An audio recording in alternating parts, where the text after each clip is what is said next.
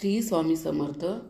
शाकंभरी पौर्णिमेच्या निमित्त शाकंभरी देवीला आवडणाऱ्या भाजींची नावं यादी आपण पाहणार आहोत.